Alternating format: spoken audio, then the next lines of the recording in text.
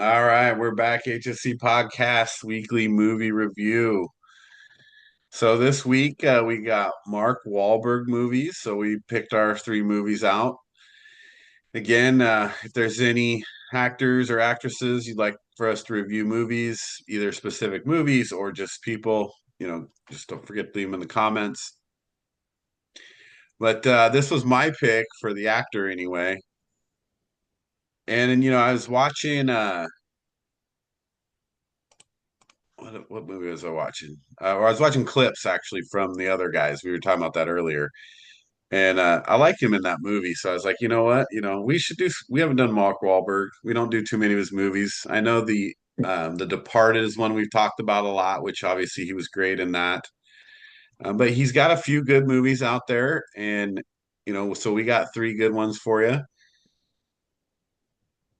I don't know if it's the greatest of his movies, but they're all really good. We'll talk about more of his movies, as we wrap up. But let's start with your pick here, Wes. This is Invincible, football movie. We just talking football. It's football season. It was actually a great watch. I mean, I've seen it multiple times, but I always enjoy it. So tell us, why'd you pick Invincible? Because I've never seen it. And it's just kind of like it's one of those things being playing receiver in high school and kind of being undersized and slow. And all I could do is catch the ball and get hit. But it's about a guy named Vince Papali, right? Yeah. He's a 30-year-old bartender from Philadelphia, and he earned a spot on the Philadelphia Eagles in 1976. Um, so it's it's basically just a story of perseverance and how he fights his way onto the roster. So another reason I liked it is because it's a 70s movie, and I always want to watch. I want to see the period pics of the 70s and how they do capturing the atmosphere and the football sequences. Where it's not like watching movies from the 70s and football movies. I thought they were good. Music, kind of hit home. Yeah, it's just I enjoyed it. I still can't believe that it took me that many years to see it. Oh. Derek said, hadn't seen it either, which is crazy. I'm like, how have you guys not seen Invincible? It's because I mean, partly based on a true story, but it's a Disney movie, so it's got the Disney feel to it of the underdog story. And Mark Wahlberg does a good job capturing the part that he's supposed to play. But it's kind of cool where it's, Dick Vermeil coming in and taking over the Eagles and doing open tryouts and you're right, they do a great job actually not only capturing like the 70s but also the Philadelphia, the people and like the neighborhood style stuff and what you'd think Philadelphia was like in the 70s or how it's portrayed. So that's really, I do enjoy that part of the movie too, as much as I enjoy the football parts of the movie because obviously you get to see the cool parts where the tryouts and going through games and you get a lot of football in the movie, but there's also storyline and there's a lot of that community in home Philly storyline. So it's a good watch for that reason. Yeah, I enjoyed the like the game footage they kind of showed. Like they were doing lots of like counter tray and stuff. It wasn't like, a typical football movie where that's like everything's such a huge hit and all that stuff. It was actually like, oh, that's the right way to play. And then showing daily doubles was cool. Uh and the supporting cast I really enjoyed. Kevin Conway as his dad. Usually I think I'm like, oh man, Kevin Conway's gonna be a drunk jerk. And it's like, oh no, he turned out to be a pretty decent dude. Kurt Acevedo from Oz, he played his best friend. He did a really good part, and Michael Kelly is his friend Pete, the one with whose brother was in Vietnam and died in Vietnam. So just a lot of good um, supporting actors. He had Greg Kinnear playing Dick Vermeil. That one was a little off. I can't really see Kinnear as Vermeil, but he had some of the like quotes and kind of inspirational talk that you would see. Uh, but yeah, it was a Disney movie, so they like it made liberties and made it seem better than it was, but it was still an enjoyable movie to watch. Yeah, I mean, obviously they stretch a little bit of the truth behind the story to for the theatrical moments. Um, but it's yeah, still Disney. I thought Elizabeth Banks did an awesome job. That's kind of funny though how, she was the Giants fan in Philly. Yeah. Yeah, she was a Uh, made-up character. She wasn't. yeah, I know, not a real character. But that's acting, right? It was part of that made the movie fun, and I thought she did a good job playing the role.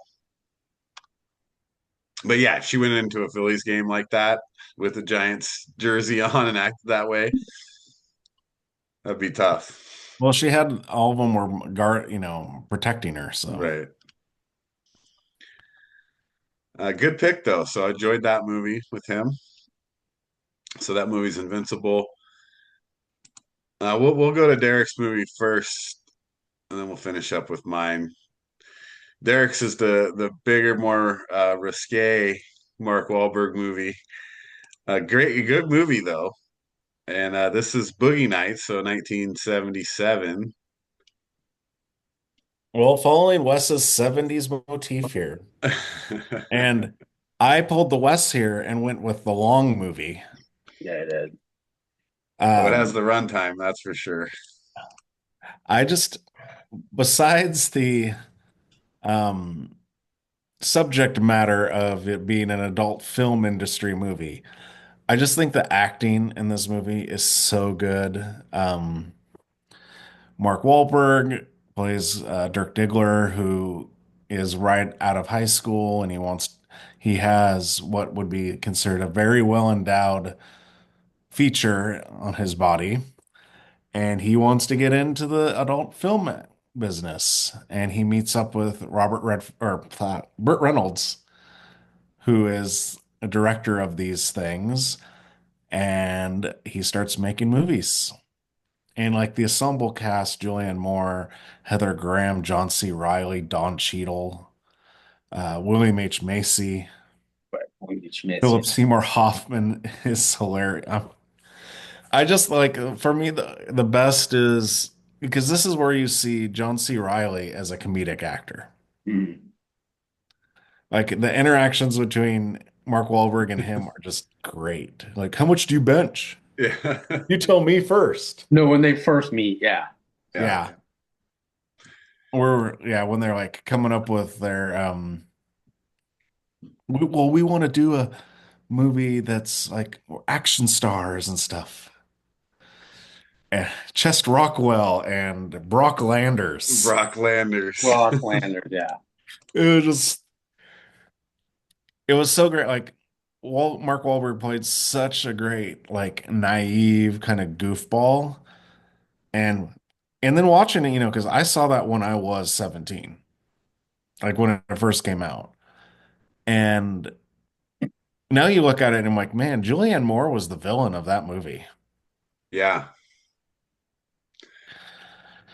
I didn't realize it then, Well, but his mom also, that's an interesting twist, kind of, of the storyline where it's the abusive mother, right? For Mark Wahlberg's mother instead of an abusive father. I thought that was a interesting way to frame the early part of him, leaving home and going to Burt Reynolds' place and where he really started his career there. and the most interesting fact is this was probably Burt Reynolds' greatest acting performance, and he disowned the movie during Oh, I didn't know that. during press run. So he won the Golden Globe for it and was nominated for Academy Award, but people are saying he didn't win because of him disowning the movie. Right. I mean, you're right. He does a great job. It's the acting that the way he plays throughout the whole movie keeps the storyline going so well because you have the storyline of you have the young guy, he's naive, you're right, but then his head gets too big, right? He has success and then he gets overconfident or out of control, and then he goes into this really bad place, right? So down in the gutter, but then back up, not even to where he was, but just to where Burt Reynolds kind of like get them all back in the house all together again. And it's what you might expect, I guess, from that industry. So it's a little bit stereotypical, but he keeps it going in that sense to where you'd see how it might finish out. And he does a great job. And he's weirdly like a father figure. That's probably the best part of it, how he brings them all back together at the end. Yeah, but Paul Thomas Anderson, probably one of my favorite movies because it is the 70s, but it's not just the 70s. I swear he had to be watching when he was writing the movie because after is it's in the late 90s and I swear he watched Goodfellas and Donnie Brasco for that whole theme about it's fun in the 70s and then when it hits the 80s it all goes downhill fast. And because of the scene, remember he's recording our song, We Got the Touch, Yeah. right? And it's like he over exaggerated to emphasize that, to say times are changing, fun times are over, and everything goes downhill from there. Um, my favorite scene still is the firecracker scene Oh my gosh. with Alfred Molina. It's just so. I remember the first time I saw it. I think I saw it when I was like not as young, but probably like 20. And still, I hadn't seen a lot of movies that hardcore. It's just like, oh my god, dude, you're just enthralled in that. Like these guys are so screwed. You're gonna mess around with this guy. But there's so many different characters, and they all have a part in like making movies, adult movies, and you see the process, and it's kind of mind numbing at times. But the one person that really sticks out when it comes to characters that you really kind of like get is Don Cheadle's character because he's the guy, even though he has a dream and he has a vision, and he's like, dude, I want to do something else, and everyone kind of is like, oh, whatever, dude, you're just gonna be doing this, and he really came out of it better on the other side. Like he didn't give up. It's like, okay, maybe it's just not, it's just a, it's not that big of a thing, but I just don't want to shoot adult movies my whole life. I want to He's an grow up. actor. Huh? He's an actor. He's an actor. Yeah, I mean, he's like, I just don't want to, start chasing, but I mean, okay, so not C. Thomas Howell, but the scene with the wife, that is, I mean, you don't want to laugh at it. Oh, William H. Macy just William getting H. Macy, the yeah. whole time, Yeah. man. It's one of the worst. That scene, that's also kind of the bringing in the 80s, though, right? Yeah. Because isn't that the party where he goes and shoots his wife? Yeah. Yeah, and that's when it goes downhill too. Yeah. It's like party's over. It's not fun anymore. This guy Party's took it over. seriously.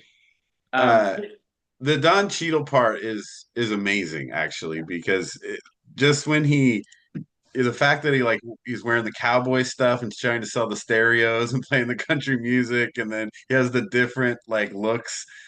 One, he's got the dreadlocks, which is a wig, and he's got the weird like thing on, and then James. yeah, and then all of a sudden he's wants to open his own stereo superstore, and I just then he gets married and has a kid too, and like really he's trying to live the normal life, but he's like in the bank, and that's the whole I'm the actor part, which is great. So it's he does a great job. I think Wahlberg does a great job in this movie though too, and maybe that's his personality, but man, did he play the big ego star role when it came time really well. But you did when they started making the movies, like it's like, okay, dude, that's what we'd be doing. Like in the 70s, like, yeah, we're just gonna do this, Yeah. it's just so funny. Like when he's doing the karate moves. Yeah, the Yeah. karate moves. Oh, and that's, dude, we totally forgot about like Luis Guzman, right? Yeah. Yeah. Well, it's his story's kind of fun too, right? At the end, how they finally get to own their Nightclub. Rodriguez brothers. But he's just always hanging around. He's always there. But you're It's like I right. could be in the It's movie. You could put me in the movies. And Julianne Moore, like really is it's hard to watch her character, but she also you need her character in the movie to, have the nuances and the changes. But it's hard to watch hers too. Well, she's the mother figure, but at the same time, she's the one that gives them the drugs. Yeah, and well, and just in general, isn't giving him good guidance. Yeah. And her own child is suffering because she doesn't even, well, But I yeah. mean, come on, Heather Graham playing Roller Girl is pretty funny too. Oh, it's just so random. Like I it's know, just isn't like it? That's the she's thing. always on roller skates, and she's like, I never take them off. It's like, I bet you don't. telling you what, Heather Graham was one of my biggest crushes. Oh yeah. Yeah. I mean, but I forgot how old was she in the movie? Like it's ridiculous, wasn't she? Like, Well, that's what Well, I don't get. So, were there different rules back then? Because Mark Wahlberg said he was 17, right. right? I'm sure they probably had no rules in adult Because she filmmaking was in the in high 70s. school, so she yeah, Yeah, might have been 17 or 18. or younger. Who knows? Yeah.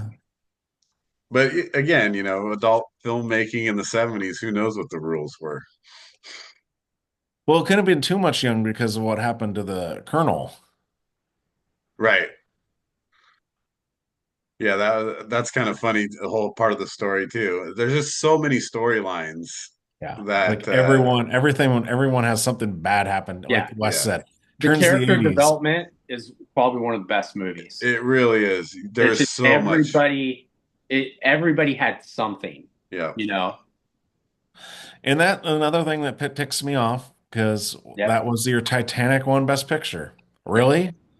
You're saying Titanic is a better picture than this? It should have been nominated, but again, the rules were different. There was only 5 films. But if it was today, oh yeah, it would be a top 10. It would definitely have been nominated. Well, and then I don't know like what I read here, so I haven't seen this interview, but DiCaprio was up for the Mark Wahlberg's role, and he turned it down for Titanic.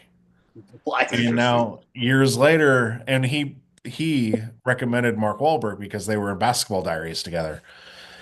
Years later, DiCaprio has said that because now he's doing Paul Wes Anderson. He said that was his biggest regret was not doing Boogie Nights. He probably made out okay with Titanic. But could Sure you helped his imagine bank though account. how much bigger of a star he would have been if he would have done American Psycho and Boogie Nights? Right. Yeah. I don't know. I think Wahlberg really nailed the role, Yeah. and I couldn't imagine even seeing. Yeah. Yeah, I think that's just too much. It's like always those movies, remember? What every big cast, they always want like I remember 007 was bizarre. Burt Reynolds is 007. Are you high? Like it's just all these different weird casting things. I can't imagine DiCaprio playing Boogie Nights. It's almost like a distraction to me. You know, Well, that was before he was. he was getting there. He wasn't there yet. Yeah, Titanic just blew him. He just blew up. The way that Wahlberg and John C. Riley interacted, can you That imagine was trying to see DiCaprio doing those scenes with John C. Riley? That just would never have worked. no. Never. But so good movie. Like it's a little older comparatively for some people, but 97 is not too late. So check it out, Boogie Nights. And then, we'll jump into mine. So I had to go with Ted because first of all, it's one of my favorite movies. Seth MacFarlane does such a good job with everything he does. but the whole idea in Ted is the Teddy Ruxpin doll comes to life. And first of all, like when you're sitting here thinking this stuff up, that's awesome, right? You're like, what would happen if the Teddy Ruxpin was actually came to life, you know? And then not only does he come to life, but then what would it be like as you know you grow up and you become an adult and you still have the bear around? So that's just funny in general. And then they get into like the writing and the story making and how they you have to make a story out of this guy, John Bennett, who's played by Mark Wahlberg, gets his Teddy Ruxpin when he's young. Obviously, Ted comes to life. But then now you have all this other storyline that you have to think about. And the Sam Jones, Flash Gordon stuff is amazing, right? Because you're throwing this in, it's kind of out of nowhere, but then you relate it to, you know, they watched it obviously together, and then you put Sam Jones in the movie, which is awesome. Yeah. And then the whole part of the movie is ends up really being, you know, his teddy bear is driving a wedge between him and his girlfriend, and but also like then you bring in the Giovanni Ribisi playing the guy who wants to steal the Ted. I mean, it's so good. And then on top of all this, right? So you did this great writing, you put all this stuff in, brought this Teddy Ruxpin to life, but then it's funny like through the whole time and just the scenes they have in it. Um, one of the ones, you know, where what's his name has the cameo with the other guy that works with him, Yeah. Ryan Reynolds. So when Ryan Reynolds comes in for like I don't know, it's like not 30 seconds. It's not even that, but it's just funny that you're like, let's make that guy Ryan Reynolds. And so just there's so much good acting and things like that into it. It's a silly, fun movie. It's hilarious. Nora Jones, you know, and then he's up there singing. Like so there's a lot of great parts that keep you invested. I think Mia Kunis does a good job. And then what's the guy's name? Rex. But Joel McHale. So he does a good job as well. Just playing that guy. So great movie. What do you guys got? I like Ted. I mean, it is. It's basically it's a Seth MacFarlane movie, so it's got lots of one-liners and things like that. So it's like a Family Guy, but in a or in a movie format. Yeah, Giovanni Ribisi, like what? It's just ridiculous. Him and his son, they're just like really weird. But that's, that's why Giovanni could play any role. And I liked Mia Kunis in it. I kind of, weirdly enough, like the number two better than one. But I mean, just for the line where they call Amanda Siegfried Gollum. But Well, the continuation's great too, right? And two, yeah, not to spoil that, but how they like then he has to like prove he's a person. Like it's so funny. yeah. So yeah, for me, Ted is very cute. It's a cute, funny movie with like little bits of adult humor. Lots of bits of adult Yeah. humor. lots. Thunder Buddies. Yeah. Like just again, he's so good at having those types of scenes in it already, obviously. But you're right, it's taking a bit of that Family Guy and putting it into a feature film. Yeah, it's. I mean, when I first saw the preview, I was like, "Oh my god!" It's like never thought about your teddy bear coming to life as a child. I don't know why. I did have a teddy bear till I was like 5, and then I don't know what happened to it. But um, the fight scene is classic. Teddy Ruxpin. I wanted a Teddy Ruxpin when I was 8 years. Like that. I mean, that's hilarious. And then when Ted's like, "Yeah, I met this cashier, you know, a white trash name," and he starts going off the names. He's like, I got you now. I Is it got one you of those names with now. a Lynn? Jamie Lynn, Tammy Lynn. Yeah. I mean, it's so funny because one of my family members, they it's like my cousin. She's like she loves the movie, but she it seems like she wouldn't want to watch. She's just not into that type of humor, but she just thinks it's so funny. Probably just because it's a teddy bear, it comes to life, and it's I forgot Seth MacFarlane did it. Um, but yeah, I like it. I like two better too. Two is hilarious, except the beginning. I hate the beginning, but it's just. But overall, I like two better. Yeah, there's some funnier parts in two. I think there's more. I like the story of like the building of Ted, right? So Yeah, you get the background and the baseline of it, and of course you have the love story part of it. But when Giovanni Ribisi's dancing in his home to Tiffany, yeah. it's you're like, man, this guy's good. Like you gotta just be because you think of all the roles that guy does, and you watch him playing this role, and you're like, man, this guy is really good. Yeah. Well, we've watched lately a lot of movies he's in. Yeah. And he's in a lot. I mean, good movies. He's always plays good roles, I mean, a little bit off topic, but talking about him, even his role in Saving Private Ryan, I was watching that the other day. And I was thinking about him. I was like, man, that guy's in a lot of stuff, Yeah.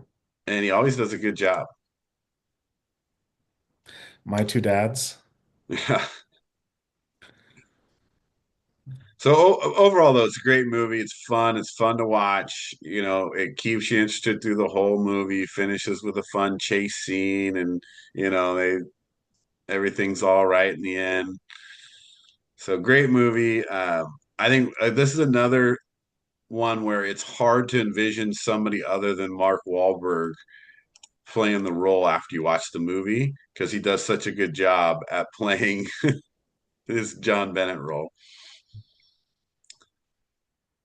Huge box office for them. I didn't realize how big that was. 550 million. So in general, Mark Wahlberg, notable movies. We kind of mentioned a couple other ones at the beginning. The Other Guys, love him in that. I think that's if you're getting into Mark Wahlberg movies, that's another great one. We've talked The Departed many times. If your first time, then Departed's got tons of people in it, but Wahlberg does a great job in that. Daddy's Home and Daddy's Home 2. Daddy's Home 2 is like a Christmas classic. If you've not seen that one They're both is. good. They're both really good. Wes, have you not seen Daddy's Home 2? I haven't seen it. Oh man. Mel Gibson and John Lithgow is their parent is the dads of that and Oh, Wahlberg and I know Will you're talking. Ferrell. Yeah, I haven't seen it, but Oh, it's so good. Yeah, it is. It's really good. And then John Cena is the other the yeah, dad to Mark Wahlberg's stepdaughter. Right. Yeah, and the good, a lot of good acting and actors in that one. I think Four Brothers is another one that's a good movie, and then Perfect Storm. I thought he was good in Planet of the Apes. oh yeah, So there's a lot that you could choose from. Hey, and I'll say it again, and I'm still mad that I can't find it streaming, but Basketball Diaries, man. Right. DiCaprio and I'd Mark go to Movie Wahlberg. Madness, dude. I almost thought about going. You know what? When you said that, I was going to go there and pick it up. I know they have it there. They have everything. But what I was wondering, what's the latest thing Mark Wahlberg's done? It seems like I haven't seen him. I haven't seen anything. Like, Well, he just had something Flight come Risk. out, like a Netflix movie or something. oh, Well, of course, he's Flight doing. Risk was a big one. Didn't do great. I mean, it didn't lose Oh, money, but yeah, is that the one with Topher Grace? yeah, he's directed Yeah. by Mel Gibson. I think it's because he has that weird bald look that freaks people out. Right. Yeah, he's been doing like, guess what? Every year he's had something. But he's done some Netflix stuff and some Apple TV stuff. But you're right. There was a period of time where he wasn't. There was where he was doing a lot of big stuff. He should be. I mean, he should totally be working. Like, especially this is like Academy Award season too. It's like Well, that's he just where has a new one called Play Dirty. It's him and Lakeith Stanfield, and it's directed by Shane Black. So you no, know that's going to be probably pretty good. And that's on Prime. of course. Is Yeah, that that's out on already? Prime. Oh, too. I don't know. Is that on Prime currently? Yeah. I'll Oh, have okay. to watch that. Um, but also when you think about other stuff, just kind of back to Wahlberg for a second, like Transformers. You mentioned the Daddy's Home, but then The you go Happening. back. What's that? The Happening. Oh, The Happening. Yeah, The I love Fighter. that one just for him because it's such a bad movie, and he's just like, "What? What was I gonna do? I got to play professor. I wanted to play someone smart." And then he goes, "Effing trees, man. Effing trees." He really, I mean, like I said, I really enjoy him as an actor. I think he's pretty good, and he's done a lot of good stuff, a lot of good movies. And wasn't he? Didn't he win or was nominated for The Departed? I think it was definitely nominated. He was I think Let's he look. won. I would be surprised if he didn't win. I thought that was the year he won. He was just nominated. Oh Yeah. God, he's so good.